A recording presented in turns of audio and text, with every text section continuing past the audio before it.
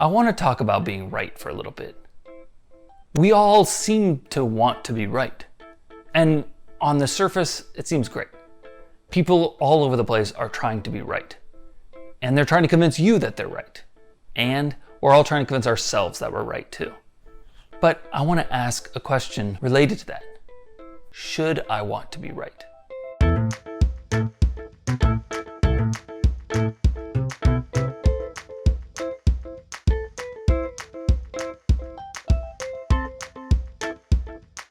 Now, a lot of us want to be right, even need to be right.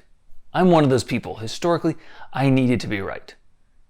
I'll go into the details of why that is in another video. Now, by being right, I'm not referring to morality, but more along the lines of being correct. And by being correct, what we're referring to is being basically in alignment with truth or facts of some kind. To answer this question, I want to start by taking reality and splitting it into two parts. The first part is my internal reality, what I'm thinking, what I'm feeling, what I believe. And the other part is the external reality, which is everything outside of me. And that includes what other people think or believe or feel, as well as all the physical things that exist. Now, most of us are of the mindset that there's an external reality that we all exist within, and we share it among us. And this external reality is separate from us, meaning that whether I exist or not, this external reality continues to exist. So, in a real sense, this external reality is kind of a reference point because we all exist within it. And so, we've established this mindset that the things that are true or the facts are most useful and most trustworthy if they exist in that external world. Meaning, the external world is where we go to kind of prove that we're right. Now, this is fine for many things. For instance, if I want to know if it's raining or not, I go to the external world because that's where the water's falling out of the sky. So I, for my own benefit, look to the external world to be informed. And this is great, and we do this all the time. But how should we interact with a situation that's not just about the external world? For instance, if I ask you, what's the best season of the year? Well, clearly that's a subjective question because the word best is in there. And while the external factors, like the fact that it snows in the winter, it's hot in the summer, spring has flowers, those are literal external things. They're in the external reality. But the determination of what's best is completely based on my subjective experience. Now, how people respond to a question like this can pretty much be split into two categories. On one side, people will say, oh, this is subjective, there is no right answer. And on the other side, people will say, oh, summer's best because I have the most fun then, and I have all these fond memories in summer. So for these people, they immediately think, oh, if it's subjective, then there is no right answer. And that kind of suggests that all answers are equally valid. On this side, someone says, oh, it's subjective, that's fine. I can still have a correct or right answer. And basically, the people on this side don't mind mixing their internal reality with the external reality to come up with what is correct. Whereas people on this side have a hard time actually connecting those two. Now, taking this further, if I asked you which political party is best for our country, I'm sure there's a lot more energy within you about what the right answer is. And while the question, again, is clearly subjective, since the word best is in there, we still, at least most of us, have a strong opinion on one answer being right and another being wrong. If someone said, well, I feel that the Republican Party is better, so it's the best one, anyone who disagrees would probably take issue with that. They would have a litany of reasons why that person is incorrect. And those reasons would likely be based in external factors, in truths and facts that are outside of them. Basically, they're rejecting the idea of you having a right answer that's solely based on your internal reality. And we all basically do this. We have a subjective answer, and we know it's subjective, but we still feel the need to support that subjective answer with external facts and truths.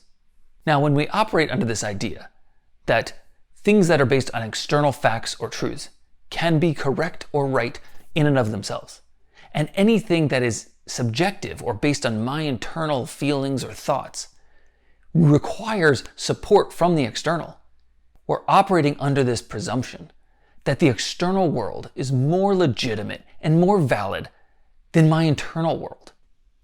And while I don't want to slightly dismiss the external world, I also don't want us dismissing our internal world.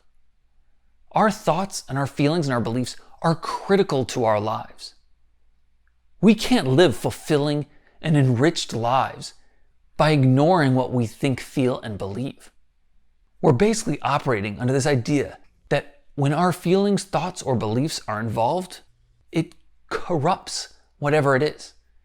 It's no longer completely true or valid.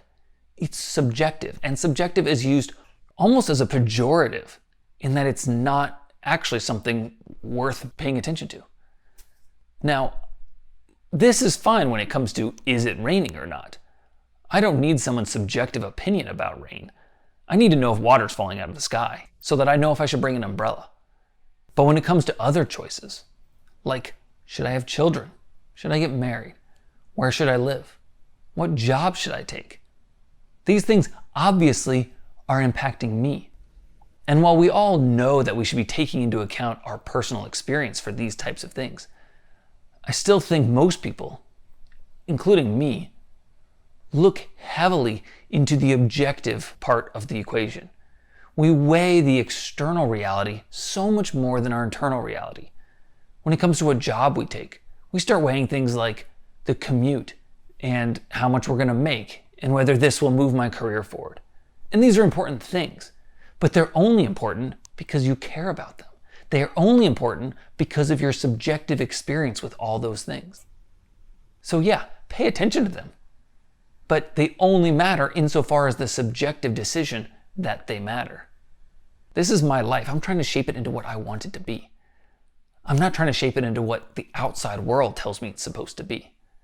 That's not why I'm alive, and that's not why I'm here.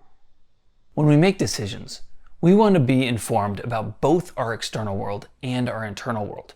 They're both of critical importance. But I find that most people are heavily weighing towards the external world to tell them what's right, because we find that's easier to deal with. But the truth is, we can't even see the objective reality. We can't see the external world uncorrupted by our own subjective experience. No matter how you look at the world, it's filtered by your experiences, by your thoughts, your feelings, by your beliefs.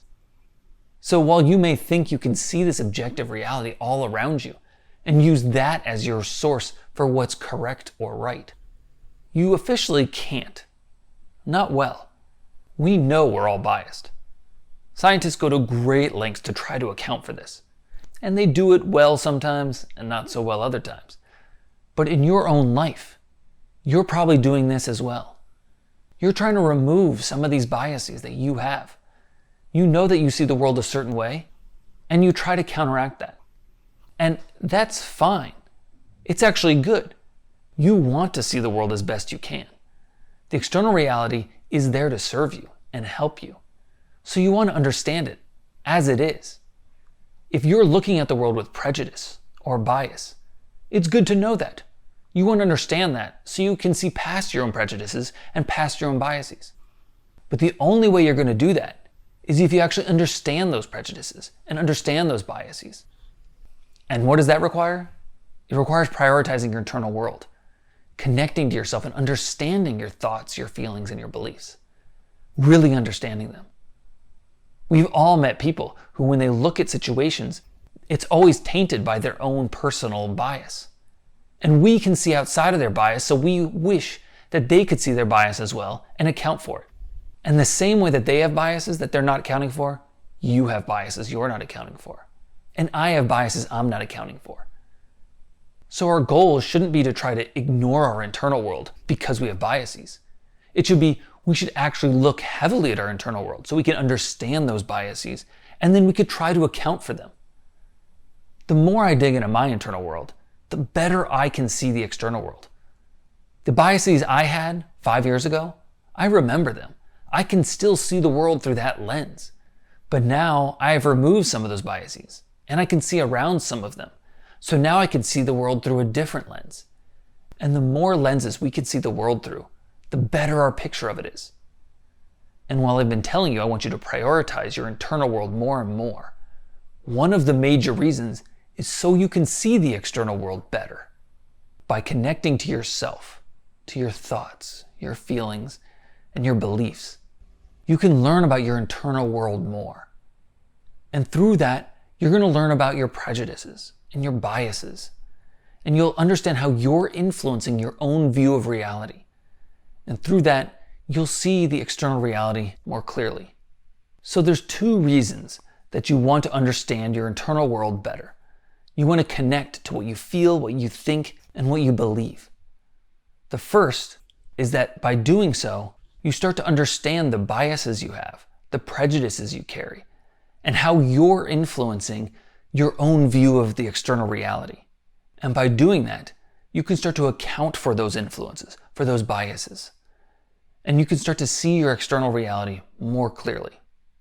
And the second reason is that if you're not accepting and connecting with your internal world, then you're not taking into account the most important factor in your life, in the choices you make to shape that life. You. So let's make a simple change to our lives. Rather than trying to be right and looking for the right answer, how about we make choices that serve us and choose the answers that serve us?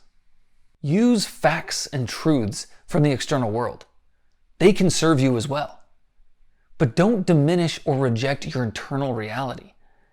What you think, what you feel, and what you believe are critical to leading the life you want.